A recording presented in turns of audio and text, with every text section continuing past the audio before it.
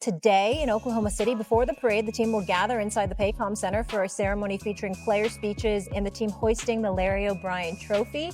The Thunder are the seventh different franchise to win the NBA championship over the last 7 seasons, marking the first time in NBA history that 7 different franchises won the title over a 7-season span. The Thunder are the favorites to repeat at plus 210. Keith, I'll start with you on this one. Which team is the biggest threat to a Thunder repeat?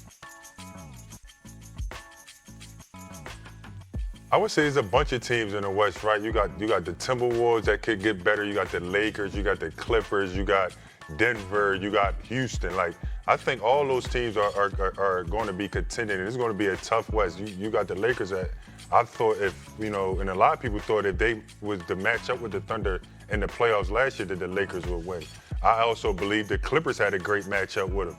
And also now you got KD in Houston, so it's wide open as it ever been. I don't think that I think there's a couple teams that will be able to challenge them next year in the Western Conference. So there's an interesting event happening today that references this question, Molly, and that's in Denver today. They are introducing their new front office. They're going to have co-vice presidents, Ben Tenzer and Wallace. John Wallace is going to be being introduced as co-vice presidents. And I'm very interested to hear from them because while the one team's having a parade, the team that I think that can really challenge them is the Denver Nuggets because of Nikola Jokic. I have so much respect for them. And let's not forget, they went to 7 games with this championship team this year. And if Aaron Gordon didn't have that hamstring issue, who knows how it might have gone differently. I respect the Thunder, of course. They won it. They deserve it. But this team is close. And quite frankly, over the last couple of years, the Nuggets have not done a good job of maximizing Jokic. And they have allowed several key players to leave. They have now moved on from a championship head coach and a championship winning general manager. And I want to see what they say about how they're going to improve this team. Because I still think Denver, I want to be real. Denver's lost 2 7-game series in the last 2 years. I think if they win either of those game 7s, there's a chance they could have three trophies. Because I really respect how good they are. And again, that's not taking away anybody from the East. That's not taking away from the Celtics last year. The only team in the league the Celtics didn't beat last year was the Nuggets. The Nuggets were 2-0 against them. We'll never know what would have happened. But I think a big thing this summer that's an underlooked at thing is Nikola Jokic going to sign his contract extension? He's got 3 years on his contract. There's no real stress. He's never been a player who's ever done anything but sign right away. But if I was Jokic, I would want to be hearing from my front office what we're going to do. I'm watching an arms race in the West. I'm watching teams that are maybe going to finish 7th, 8th, or 9th try to staff up. I hear you. And if you want to look at the organization, let's be very, very specific. Look at the organization, not the players.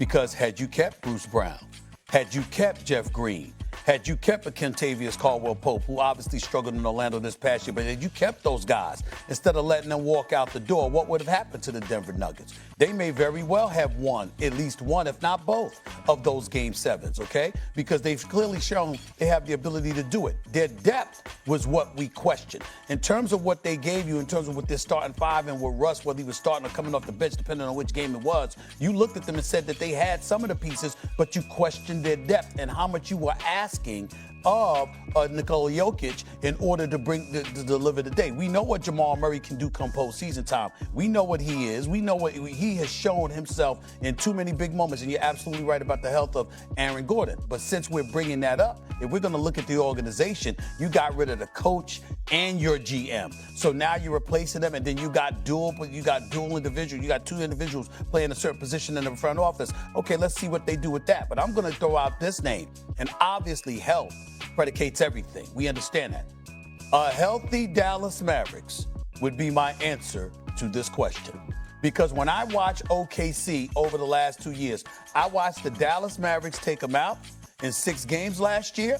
And then I watched the Dallas Mavericks without Luka 1 game beat the Oklahoma City Thunder this year when they were rolling against everybody else. They were derailed by the Dallas Mavericks. I'm looking at a Dallas Mavericks spot. We talk about Chet Holmgren and Isaiah Hartenstein. Well, what you gonna do against AD, Anthony Davis, with Lively, okay, with Gafford, What you gonna do when you got to deal with Kyrie, if you Shea and Jay Will and the boys, and Dort? Let's not forget Dort and Caruso. I understand how electric they are defensively. A healthy Kyrie Irving with the ball in his hands, I'd like to see that. I haven't heard the other name I'd like they're going to to call that. tomorrow night. Excuse me. I was there. Of course. Cooper Flag. That's a good answer. And I was there for all 4 of those games this year. Well, hold I on was now. there for all 4 of those games this year, and Dallas are definitely one of those teams that pushed them to the, and the player you didn't name was PJ. Yeah, I was gonna go there, but Wendy chimed in. But I was gonna go with PJ Washington. I just got to I'm gonna mention him. Really quick though, the 2 teams with the second best title odds are actually the Cavs and the Rockets. I understand that, but that's because they're healthy and Dallas is not. But if Dallas come back, you better watch out for the Dallas Cavs do Mavericks. something. Well, real talk. Yeah. The team from the East, if you're in the Eastern Conference right now, you're kicking back and you're ordering a cocktail. Because, the West are beating each other over the head. And the Eastern Conference, because of these Achilles tendon tears, which are crazy, these teams are, the Celtics are scaling down. I don't know what the Pacers are going to do. I don't know if they're going to keep this whole team together and pay the luxury tax. I don't know what the Bucks are going to do because of they're scaling down in the East. If the answer to this question, in all honesty, is probably whoever wins the East. Because whoever wins the East might have a much easier road than whoever has to go through the Thunder in the West. I don't view it that way. I view it as that the tougher the road, the more conditioned you are to deal with adversity come championship round. So that's how I view it. That sounds good, but when you look at these guys falling down and they're going through these 6-7 game series and you can maybe go through the East a lot easier, it sets you up totally different. Keith, break the tie on that. What would you say? It's easy. You'd pick someone out of the East just because the path's easier, or would you go West because they're battle tested? The Thunder lost 1 game to an Eastern Conference team this year. 1 game. It's the teams that's in the West that's going to compete. They can't compete with. All right, Bobby, what do the Lakers need to accomplish here in the next week or thereabouts to become championship contenders? They need 2 things. They need a center, and that is priority A. And then, of course, they need some perimeter shooting here. Now, listen, they've got expiring contracts to go out and make a deal over $60 million. Keep an eye on the draft pick they have in 2031 or 32. We saw they tipped their hand in the Mark Williams trade that was voided back in February that they are willing to go out and make a big deal if they can get a center for Luka, a lob threat, rim protector that they sorely needed. What feels realistic, Wendy, here in the next couple weeks? Well, if the Lakers are committed to playing Luka Doncic and Austin Reeves, and it seems like that they are going to need some defensive protection from them because teams are going to attack there. So ideally, you could have somebody that could defend a little bit more on their perimeter to use them, and you need a backline center.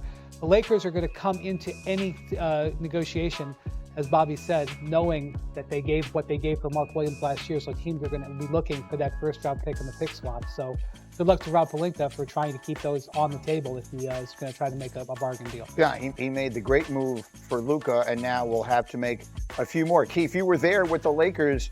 I'm gonna ask you a complicated question. I understand it's not easy to answer this honestly. How close did you guys feel? The Minnesota, that we sort of described it as a bad matchup. How close did you guys feel to being a championship team?